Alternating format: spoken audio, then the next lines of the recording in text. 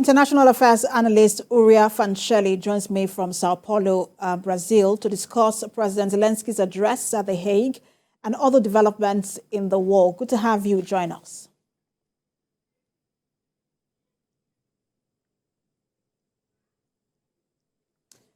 Uriah, just notify that you are there.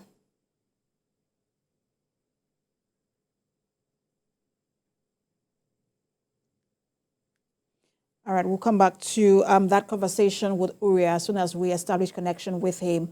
But to other stories, we're back here in Africa where fierce fighting is continuing in Khartoum as the army tries to push back the paramilitary rapid support forces from around the presidential palace and army headquarters in spite of a supposed 7-day ceasefire in the conflict that erupted on the 15th of April.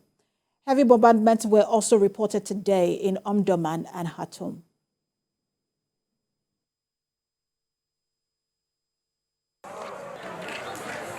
Both sides appear to be battling for territory in the capital before any possible negotiation, though the two leaders, Army Chief General Abdel Fattah al-Burhan and RSF leader General Mohammed Hamdan Dagalo, have shown little willingness to hold talks.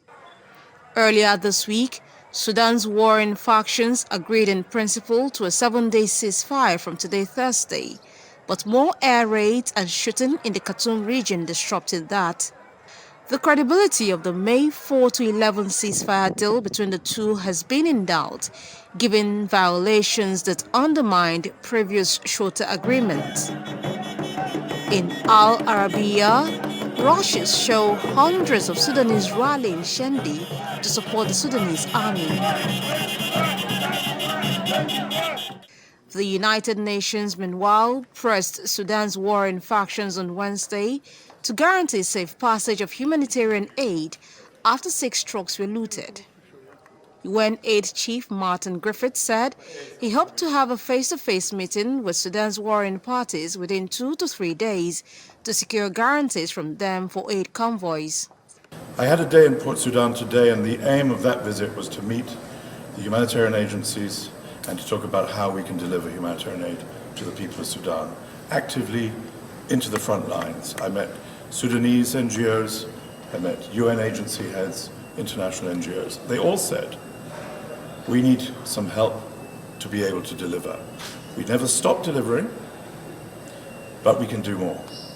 First of all, we need commitments for the safe passage of humanitarian supplies and workers. Thousands of UN workers were evacuated a week into the fighting, and some UN agencies paused their services.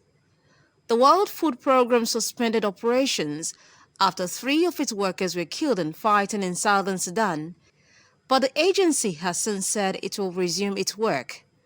It remains unclear how UN agencies can operate with limited staff and supplies amid the chaos.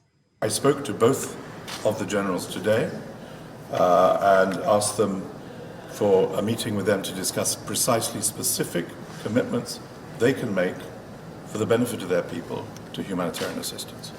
Number 2, with that, the agencies will deploy west from Port Sudan, will move towards Khartoum, will move down to Gadaref, will move to Wadi Mekdan, will move closer to the areas of need. 550 persons have died and 4,926 people wounded so far in the conflict. About 100,000 people have fled Sudan to neighboring countries, with more than 42,000 Sudanese crossing into Egypt, along with 2,300 foreign nationals since the crisis began. Before the fighting erupted, a third of Sudan's population of more than 45 million relied on humanitarian assistance. Aid workers are increasingly concerned about the lack of basic services in Sudan's border areas. In Sudan's border areas and in Port Sudan, according to the UN deputy spokesman, 17,000 metric tons of food of the 80,000 metric tons it has in Sudan have been looted, including in Khartoum and Western Darfur. And for those who cannot leave Khartoum, basic goods have become unavailable or unaffordable.